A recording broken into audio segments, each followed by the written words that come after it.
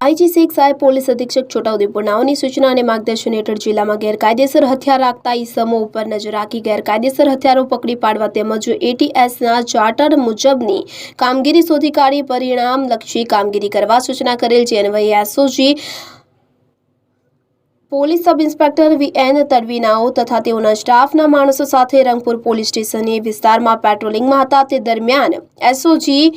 IC police sub inspector VN તડવીનાઓને ખાનગીરાહી બાતમી હકીકત મળેલ કે રંગપુર પોલીસ સ્ટેશન વિસ્તારના બોકડિયા ગામે પટેલ ફળિયામાં રહેતા રાવજીભાઈ ભાવસિંહભાઈ રાઠવાનાઓ પોતાની પાસે એક દેશી હાથ બનાવટનો તમંચો લાયસન્સ પરવાના વગરનો ગેરકાયદેસરનો રાખેલ હોવાની સચોટ માહિતી બાતમીવાળી જગ્યાએ રેડ કરતા રાવજીભાઈ ભાવસિંહભાઈ રાઠવા ઉંમર વર્ષ 46 ધંધો ખેતી રહેવાસી બોકડિયા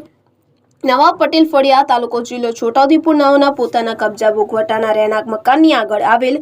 ઉકરડામાં દાટી રાખેલ ગેરકાયદેસર અને વગર પાસ પરમિટનો એક દેશી હાથ બનાવટનો તમંચો ₹5,000 ગણી તપાસ અર્થે કબજે કરી સદરી પકડાયેલ ઇસમ વિરુદ્ધ ધી આર્મ્ડ એક્ટ મુજબ રંગપુર પોલીસ સ્ટેશનમાં ગુનો દાખલ કરી કાયદેસરની કાર્યવાહી કરવામાં આવેલ તો છોટાઉદેપુર એસઓજીને ગેરકાયદેસર હથિયાર સુધી કાઢવામાં સફળતા મળી હતી. ઇમરાન મિર્ઝા, છોટાઉદેપુર.